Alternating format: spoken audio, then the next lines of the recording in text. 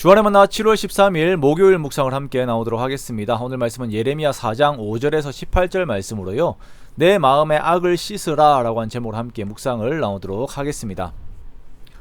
오늘 본문에서는 유다를 향한 하나님의 징벌인 북방의 적이 등장할 것을 예언하시면서 유다가 그 마음에 있는 악을 씻을 것에 대해 요구하시는 그 하나님의 마음을 드러내고 있습니다.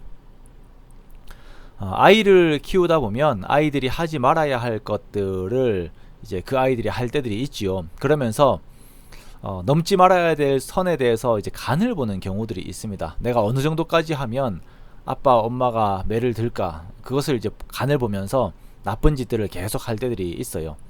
이때 이 아이의 마음은 그 죄의 경중을 떠나서 그 마음이 아빠 엄마를 사랑하고 고려하는 생각보다는 그 잘못을 능동적으로 저지르고자 하는 그 마음으로 가득 채워져 있음을 우리가 알게 됩니다. 그 마음이 아이들의 마음을 오염되게 하고, 또한 잘못된 습관으로 인해서 삶에 지장을 주기 때문에 부모님은 매를 들어서라도 아이의 나쁜 버릇을 고치려고 하지요.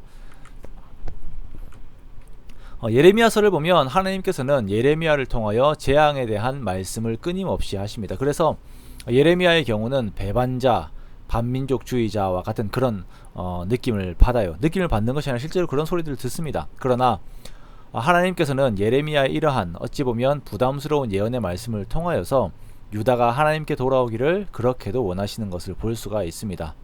그 마음이 이제 간절한 만큼 다가오는 재앙에 대한 묘사도 실제적으로 자세한 것을 우리가 보게 되어요. 5절에서 8절까지는 북방에서 오는 적에 대한 묘사들이 있습니다. 이 적들은 숯불에서 나온 사자와 같고 유다의 땅을 황폐하게 하려고 자신의 나라를 떠난 자들입니다. 이들로 인하여 유다는 성읍이 황폐하게 되고 주민이 없어지게 되고 배를 두르고 애곡하는 일들이 있게 될 것입니다. 이날에 일어나는 일들이 도저히 소망이 보이지 않는 날들이 되죠. 그래서 왕과 지도자들은 낙심하게 되고 제사장들과 선지자들은 놀라게 됩니다. 이러한 안타까운 상황들을 두고 예레미야는 더욱 슬퍼하면서 하나님께 묻습니다. 아니 하나님, 저를 속이신 것 아닙니까? 평강이 있을 것이라고 하시고는 칼이 생명에 이르는 결과가 나온 것 아닙니까? 라고 묻습니다. 그러나 하나님께서는 이에 아랑곳하지 않으시고 그 재앙에 대한 말씀을 계속하세요. 북방의 민족들이 나를 위하여 심판을 행할 것이고 빠르게 이 일들을 진행을 할 것이다 라고 말씀을 하십니다. 이 말씀 앞에서 우리는 우리가 쉽게 생각하고 있는 죄에 대한 값이 얼마나 무서운 것인지를 다시금 보게 됩니다. 죄는 우리들의 삶이 무너지고 황폐하게 되는 결과를 가지고 올 것인데 우리들이 그것에 대한 경각심이 없는 것이에요. 재앙을 당하기 전까지는 재앙에 대한 두려움이 없어요. 그래서 하나님께서는 화평을 말씀하시기 전에 재앙을 더욱 강조하시는 것입니다. 우리는 가끔 우리들 자신들을 진지하게 돌아보아야 합니다. 우리들은 우리들의 실체를 보아야 하고 삶과 죽음에 대한 진지한 고민들이 있어야 합니다. 그런데 우리가 이런 것들을 애써 회피하죠. 죽음에 대한 것보다는 그냥 지금의 즐거움에 빠져 있으려고 합니다. 그리고 죄의 문제보다는 죄의 문제는 보다 쉽게 처리할 수 있을 것이다 라고 우리가 생각을 하죠. 그러나 죄에 대한 책임은 보다 무겁다라고 하는 것을 우리가 직시를 해야 합니다. 이 죄의 문제 앞에서 하나님께서는 우리가 적극적으로 우리의 악을 씻으라 라고 말씀을 하세요. 14절의 말씀에 예루살렘아 내 마음의 악을 씻어버리라 그리하면 구원을 얻으리라. 우리가 이제 어제 보았던 것처럼 마음의 할례를 받는 것, 마음부터 온전한 하나님의 사람이 되는 것이 우리들에게 정말 요구되는 것입니다. 악한 생각이 그 중심에서부터 우리들에게서 떠나는 것, 이거 외에는 우리가 하나님의 징벌로부터 구원을 얻을 수 있는 방법이 없습니다. 그런데 문제는 우리가 장차 볼 유다의 역사를 통해서도 알게 됩니다만 유다의 능력으로는, 또한 우리들의 능력으로는 스스로 자신들의 죄의 문제를 해결할 수가 없다라는 것입니다.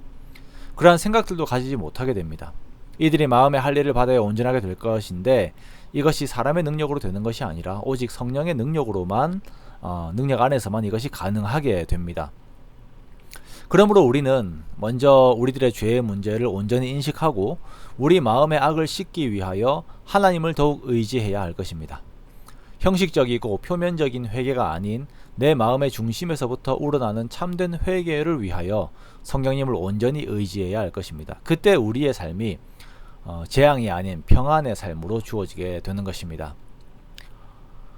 우리 마음 속에 여전히 놓지 못하고 있는 죄가 있다면 그것을 하나님 앞에 내려놓기 원합니다. 또한 우리의 의지 역시 함께 하나님께 드리기 원합니다. 그리하여서 정말 우리가 내가 이제 놓지 못하고 있는 계속적으로 짓고 있는 죄로 인하여서 언젠가 닥쳐올 줄 모르는 그 재앙을 두려워하는 그렇게 떠는 그런 삶이 아닌 정말 내 모든 것들 내려놓고 하나님께 모든 죄의 것들을 맡기고 더 나아가 예수 그리스도 십자가 아래 내 모든 죄의 짐을 내려놓음으로 말미암아서 그렇게 주님의 대속의 능력을 의지함으로 말미암아서 항상 예수 그리스도로 말미암은 그 평안의 기쁨이 머무는 우리의 인생이 되기 원합니다. 그렇게 지금 하나님의 자녀다운 그 모습으로서 항상 평안에 거하는 저와 여러분의 복된 삶이 되시기를 주님의 이름으로 축원합니다.